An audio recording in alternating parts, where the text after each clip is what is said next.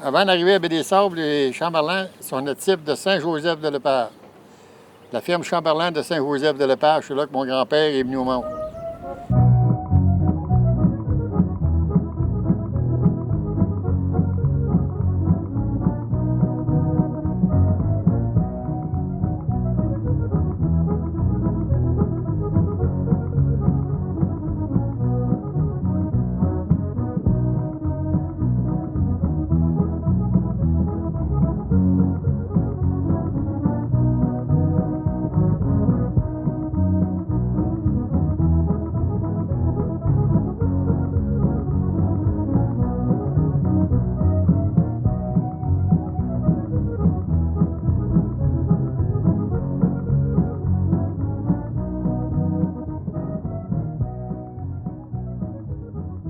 André, qui était le patriarche de la gang, là, qui était à Saint-Joseph-de-Lepage. C'était des agriculteurs. Une grosse ferme. C'était comme une commune de famille. Le père les aidait à s'établir. Il y en a beaucoup là-dedans qui sont devenus agriculteurs.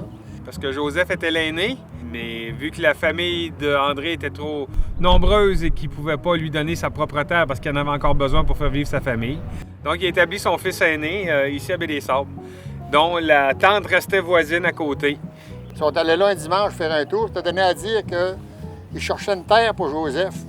Fait que là, ils ont dit, ben, le voisin ici en bas est à vendre. J'ai dit, oui. C'est une bonne terre. J'ai dit, oui, c'est une bonne terre. Dit, ah. Fait qu'ils sont allés visiter, ils ont parlé avec Joseph, puis c'est là que Joseph il a acheté la terre. Mais c'est pas Joseph qui a acheté la ferme, c'est son père, parce que Joseph avait juste 19 ans. Il ne pouvait pas avoir rien avant 21 ans, lui, non. Fait que quand Joseph a eu 21 ans, la terre est revenue à son nom. Ensuite, Joseph s'est marié en 1911 à Saint-Ulric avec Aurélie. Avec une Gendron, une fille de Saint-Ulric. Ils se sont vus 3 fois. Puis mon grand-père, il a écrit une lettre. Puis il a demandé en mariage. Fait que ça a pris une semaine, il y a eu une lettre comme de quoi qu'elle acceptait de l'épouser. C'était une ferme de survie, ce temps-là. C'était comme une ferme qu'il y avait dans le temps. Il y avait quelques vaches, quelques cochons, des poules, des moutons. Joseph faisait du commerce aussi un peu dans le coin de Métis avec les Anglais dans les années 30. Par la suite, a développé un peu de commerce dans la vallée de la Métapédia jusqu'à Lac-aux-Saumons, Caux-Abscal. On était connus dans ce coin-là. Ça commençait par le printemps, les clames à Métis. Ils achetaient des petites fraises de champ. Ce temps-là, les jeunes, ils ramassaient des fraises de champ. Ils achetaient ça. Puis lui, il allait revendre ça. J'étais petit cul, tout petit, à peu près 4-5 ans, mais je ramassais de la roche avec mon grand-père. Ben, pas des, je dirais pas des journées de temps, mais il y avait un traîneau en roche à ce temps-là qu'un cheval. Là. Je me rappelle de ça. Semer du grain. Arracher des patates avec un arrache-patate des chevaux. Là. Mon grand-père, là, puis avec mon grand-père, là, puis je faisais des petits tas de patates, moi, pour... Petit céréales, avait des moutons, avait des porcs, avait quelques bœufs, mais a toujours fait des pommes de terre. En plus petite quantité qu'aujourd'hui, c'est sûr. Il n'y avait pas la même machinerie, les mêmes facilités de culture, là. Mais oui, c'est toujours fait des pommes de terre ici sur cette terre-là.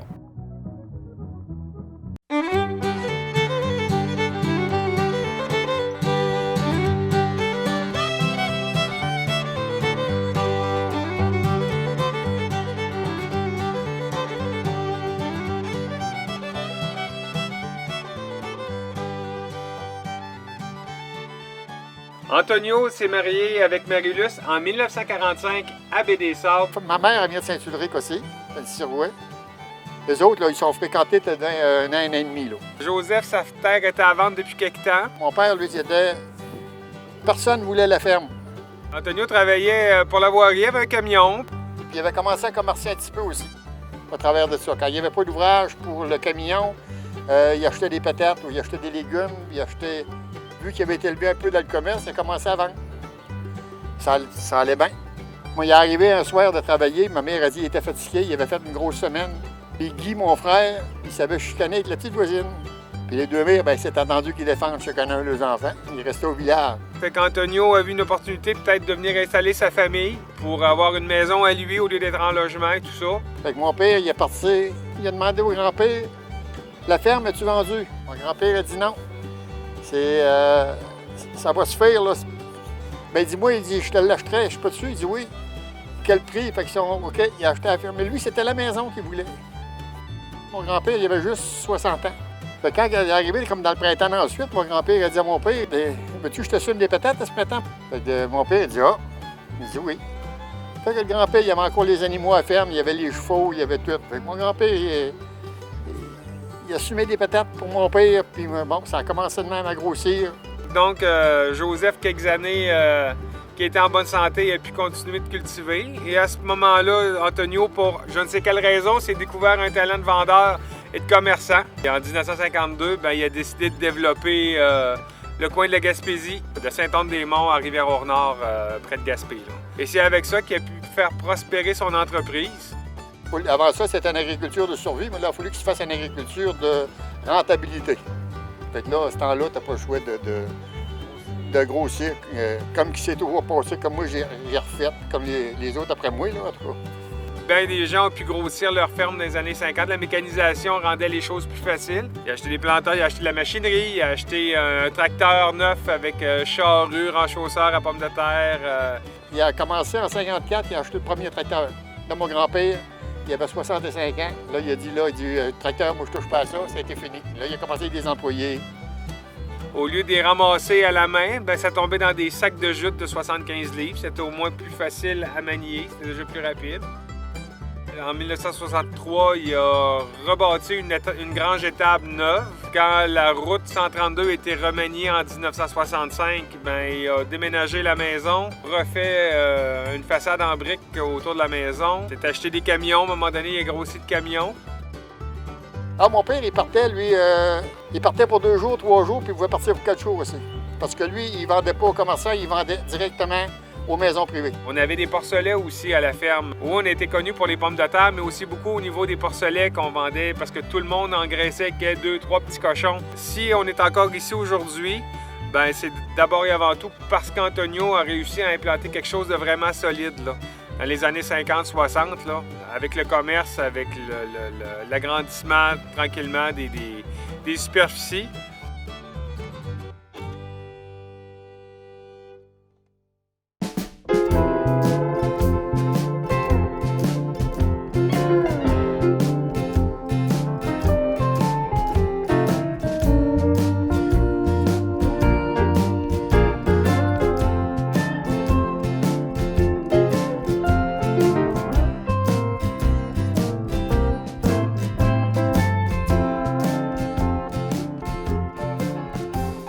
J'ai commencé à venir ici, j'avais 15 ans. Il dit ça à mon père, il ne voulait plus aller à l'école. L'année d'avant, j'avais eu un gros accident. C'est arrivé le 13 août 1962, dans l'après-midi. On arrachait des patates fraîches. J'embarquais par en arrière du tracteur parce que c'était moins dur d'embarquer en arrière que par en avant. La marche était moins haute. Mon linge a pris dans la prise, ce qu'on appelle la prise de pouvoir, c'est le shaft qui vire en arrière. C'était cassé partout, là. C'était même pas supposé de survivre. C'est la première fois que j'étais 9 heures sur la table d'opération. Le docteur Guy Martineau. Si ça n'aurait pas été ce médecin-là, je suis certain que j'aurais pas passé au travers. Ils ne sont pas prononcés avec mes parents. Les premiers 24 heures, ils ont dit on ne sait même pas s'il va survivre. Après ça, on ne sait même pas s'il va marcher. On ne sait même pas s'il ne savait rien. Puis en fait, quand j'ai juste resté légumes. Le restant, je suis correct. Puis j'ai recommencé l'école dans l'année.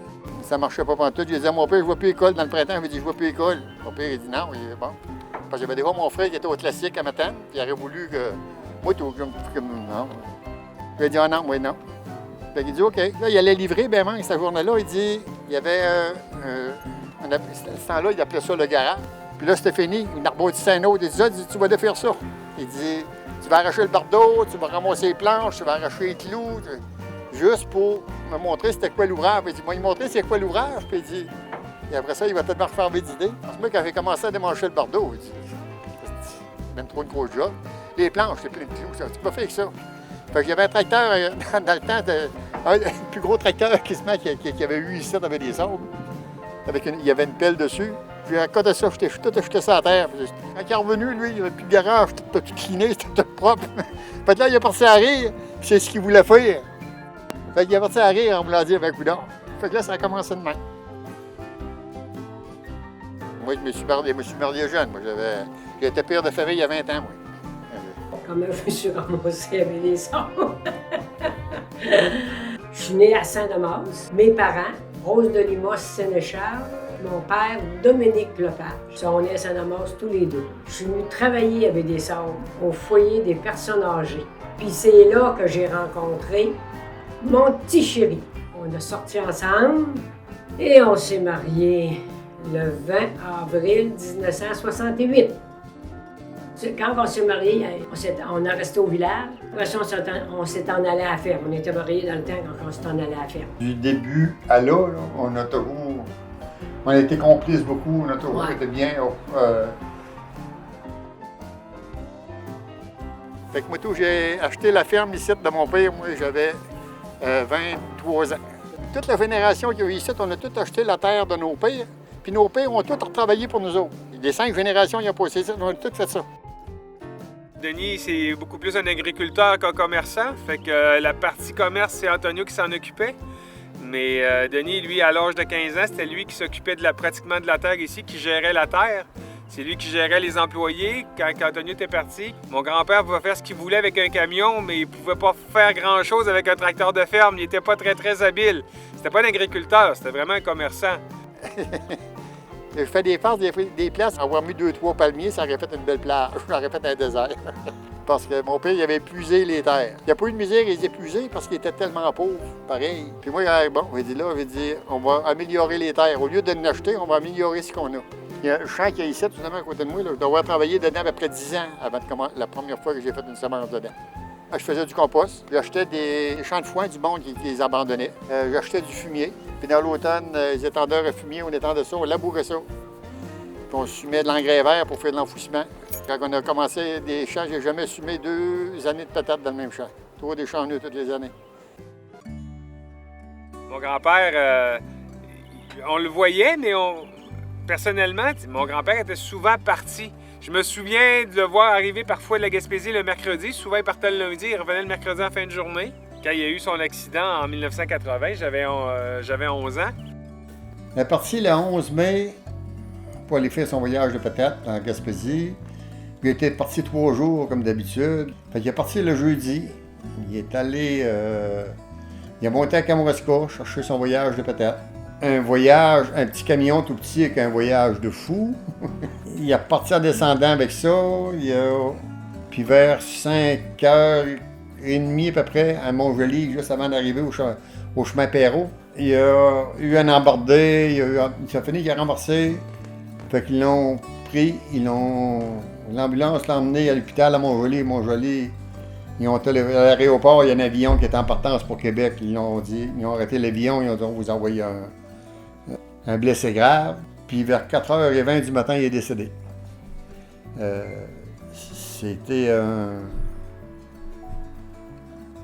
C'était dur pour toute la famille parce que c'était une mauvaise mort.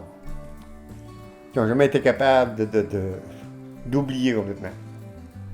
Moi, j'ai manqué mourir, puis peut-être qu'il aurait dit, voyons donc, un petit jeune homme de même, comment ça qu'il est mort? Puis ça fait partie de la vie. Tout le monde, un jour, va mourir. Comment? On ne le sait pas. Lui, c'était de même. Ça fait partie de la vie. Quand mon père est décédé, ben, je disais, ça fait 7 ans, c'est moi qui est le propriétaire, que je l'ai, la ferme. Je suis capable de continuer. Ben là, il y a eu un été assez difficile parce que là, il fallait qu'il s'occupe et encore de la besogne, des champs, mais là, on n'avait plus le camion puis le vendeur. Ce qui a toujours fait que la ferme a pu continuer puis prospérer, c'est la vente, là. C'est de les vendre nous-mêmes, là. J'avais 34 ans. Et là, il dit à mon frère, le plus jeune, c'était lui, le dernier qui avait été avec mon père, on va aller voir les clients à mon père dans la Gaspésie, voir ce que ça dit, s'ils veulent des patates, parce que là, quand on a fait 5-6 clients où mon père allait dans les plus gros, on était de la parenté. Il s'informait de mes frères et de mes sœurs que nous autres, c'est du monde qu'on ne connaissait pas. Là.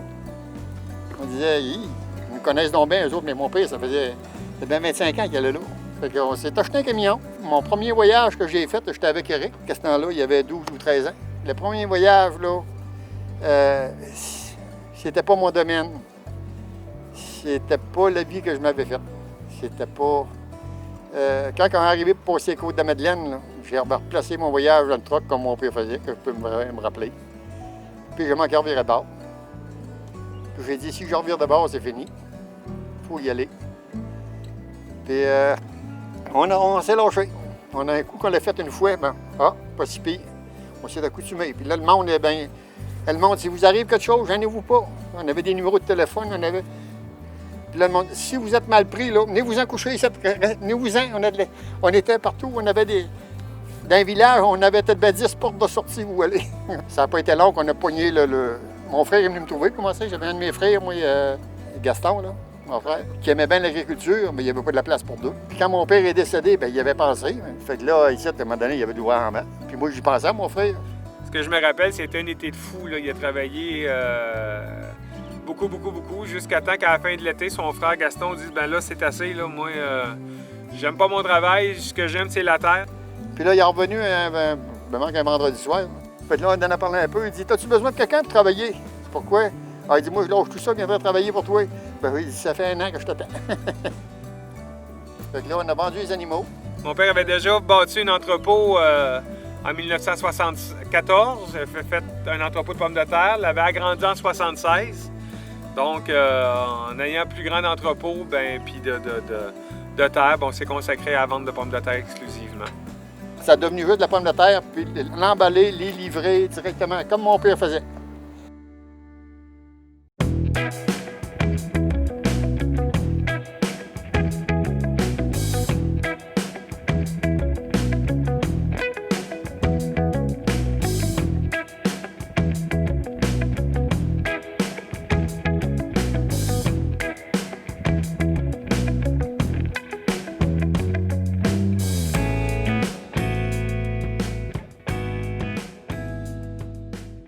Éric, quand il est venu, il n'était pas supposé, pas tout.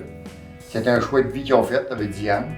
Non, moi, j'étais pas dans les plans du tout, là. J'avais pas un gros intérêt pour la ferme étant plus jeune, là. Je travaillais l'été. Quand je pouvais, j'allais livrer, ça. Dès mon plus jeune âge, j'allais livrer en Gaspésie. Ça avait toujours été... J'ai toujours aimé ça.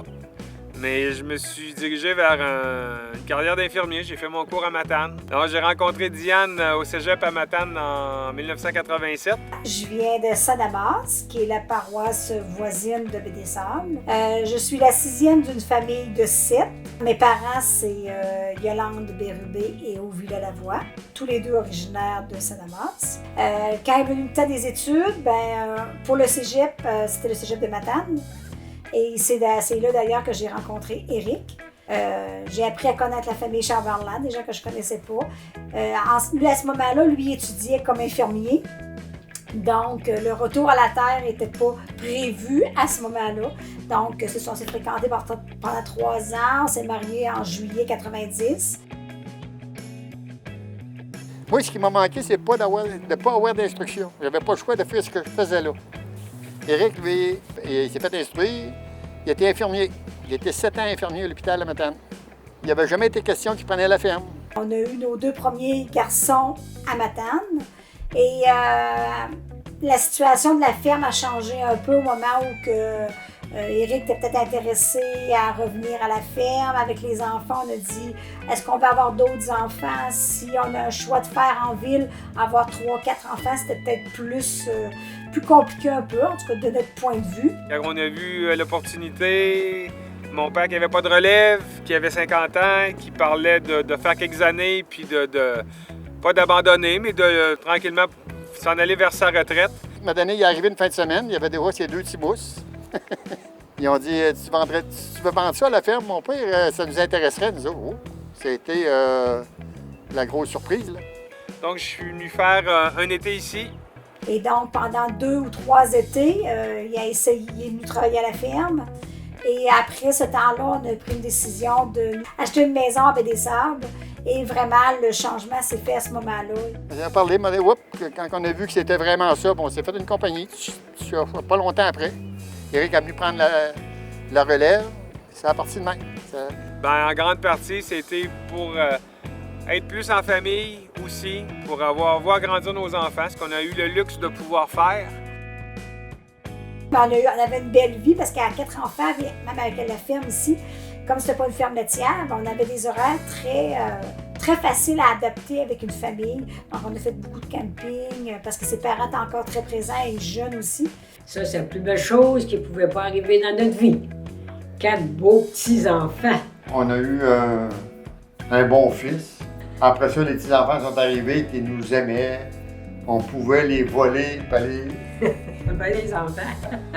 C'est ça. Ah oui, on les volait. Ah oui. On est juste tous les deux des fois qu'on en parle souvent. Je disais ça à Diane hier. Ouais. J'ai dit, nous autres, on peut dire qu'on a profité de nos petits-enfants. Mais le bon temps qu'on a eu. Puis Diane, on a eu une belle fille, là, en or. Elle nous a jamais empêché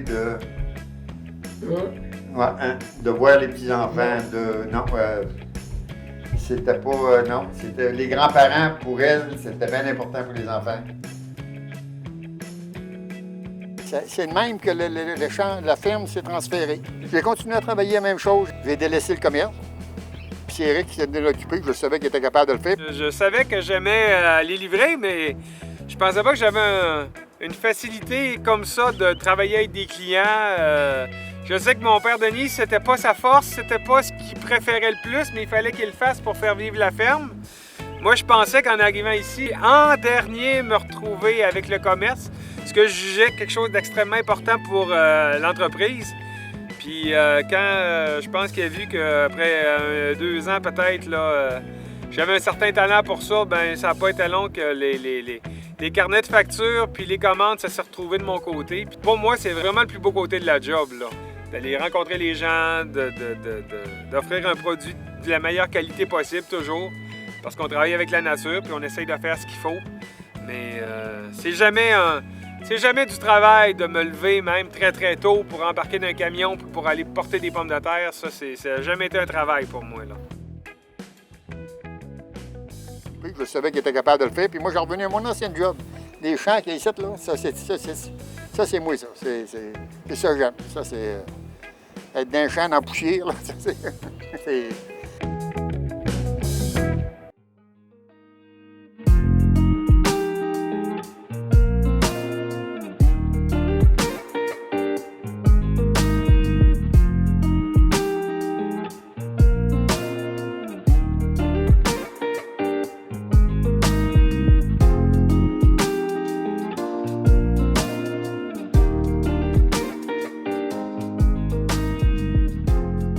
Mathieu, c'est quasiment comme Eric, c'est pas un accident. Il est allé livrer avec son père dans la journée en Gaspésie. Le lendemain, c'était la dernière journée pour s'inscrire à l'école de mécanique agricole de Montjoly. Je voulais aller en enseignement en histoire, puis quand j'arrivais pas à l'université, ben les offres d'emploi étaient quasiment inexistantes. Là, je me suis réorienté vers l'agriculture. J'ai fait mon cours en mécanique pour être un atout à la ferme.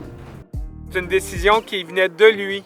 Ça a toujours été important parce que moi, j'ai jamais eu de pression pour reprendre l'entreprise familiale. C'est quand même un choix de vie qu'on fait qu'il faut que ça vienne de nous-mêmes, là. Puis Mathieu, il avait toujours travaillé beaucoup avec moi. Il me suivait beaucoup, on a travaillé beaucoup ensemble. Comme moi, j'ai travaillé beaucoup avec mon grand-père. À un moment donné, quand je faisais de la mécanique dans le garage, il était beaucoup là. Il prenait les clés, puis on démange, puis on ramange, puis on ajuste, puis... La mécanique, c'était peut-être 25 %, puis le reste, 75 % de mon temps. La plus grosse partie du temps, c'est vraiment les travaux au champ et la gestion. Mais pas mal toutes les facettes de l'entreprise m'intéressent. Surtout d'avoir l'opportunité de prendre l'entreprise, puis de l'améliorer, puis de la faire évoluer avec le temps. Là. Chaque génération ont été là pour avoir des innovations, pour suivre la parade, si on veut, pour s'adapter. Quand je suis arrivé à la ferme, la première chose qu'on a faite, c'est que je me suis assis et calculé, puis c'était pas rentable d'avoir 4 personnes à l'emballage juste pour emballer les pommes de terre. On a fait des recherches, puis on a trouvé un système d'emballage qui nous convenait. On a investi pour réduire le nombre de personnel en arrière. Il y a seulement une personne maintenant à l'arrière. Avec la pesée, l'emballage, la couture du sac se fait automatiser. On sauve 3 employés. Donc, même si c'est un investissement qui est considérable, le retour sur investissement se fait dans 2 ans, qui se m'a payé. Juste faire des recherches, de voir qu'est-ce qui marche ailleurs, puis comment on peut faire pour intégrer ça ici. Tu sais, comme tout le processus d'engrais vert, tout ça, là, c'est des très très bonnes pratiques. C'est juste que maintenant, ben, on remet ça à jour. Là. Tu sais, en faisant des engrais verts, est-ce qu'on est capable d'améliorer, mettons, de 5% à chaque année, ou si au final, dans 10 ans, ben, finalement, d'améliorer de 10% les rendements à cause des engrais verts, les techniques, le fumier, la chaux, ben, tu sais, je vais être bien heureux de ça. Oui, c'est ça. Ben, les bâtiments, on aurait agrandi un petit peu. Puis là, probablement qu'au cours des prochaines années, il va falloir qu'on démolisse et qu'on refasse l'entrepôt. Problème structurel. Et on est serré, on manque de place. C'est de faire un entrepôt un peu plus moderne, avec une partie en bois, là, qui est plus moins de manipulation des pommes de terre, moins de blessures. On a une petite entreprise, là. Il y a des fermes beaucoup plus grosses que la nôtre, là. Peut-être que dans quelques années, elle prendra de l'expansion, je sais pas, là. Au niveau d'acheter des terres, où on est situé ici, à Baie-des-Sables, il y a beaucoup de grosses entreprises autour qui eux aussi cherchent la terre. Fait que peut-être que le partenariat qu'il y a à faire, de dire moi j'ai des champs, je fais du foin, on peut faire comme un petit peu, prends mon foin, je vais mettre un petit peu de fumier. Puis, si on est capable de bien fonctionner comme ça, peut-être que lui, un jour, on est capable d'avoir un partenariat pour échanger des terres. Là. Mais il y a déjà beaucoup d'entraide, mais tu sais, comme on est tellement des productions différentes par rapport aux fermes laitières, aux fermes de bovins, puis aux fermes maraîchères comme nous, là, il n'y a comme pas beaucoup d'équipements qui pouvaient se prêter entre les différentes productions. Là. Ben, je pense que tout le monde en agriculture essaie d'aider l'un l'autre. Là. C'est tellement difficile que les marges sont tellement minimes que si quelqu'un veut donner un coup de pouce à un moment donné ou aller aider quelqu'un d'autre, ben, c'est peut-être qu'au final, dans quelques années, c'est ça qui va faire la différence entre les fermes rentables et les fermes moins rentables.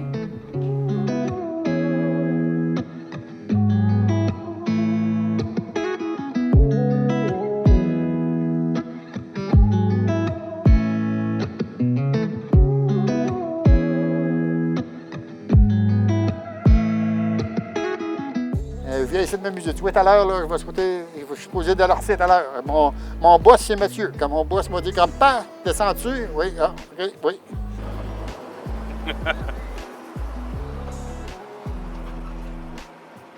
C'est ça. Tout le monde est à la bonne place.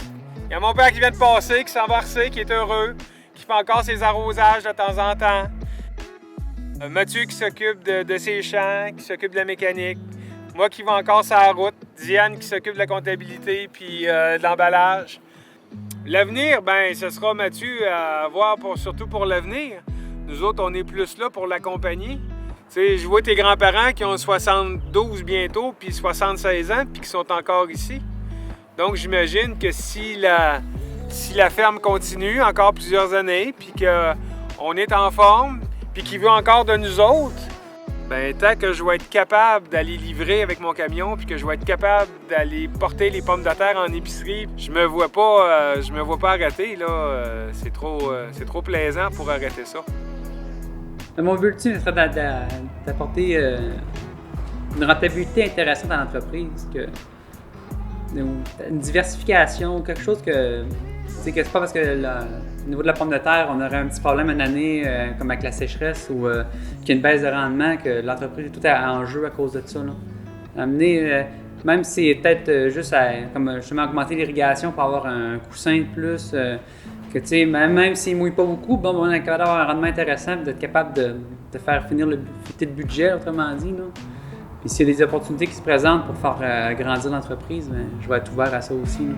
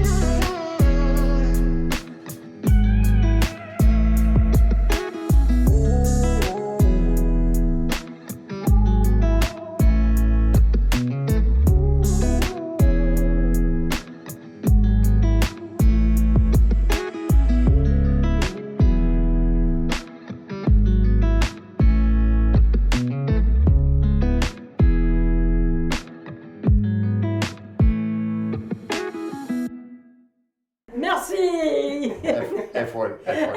Elle est folle. Renformez-le pas, elle ne guérira pas. Vraiment ça.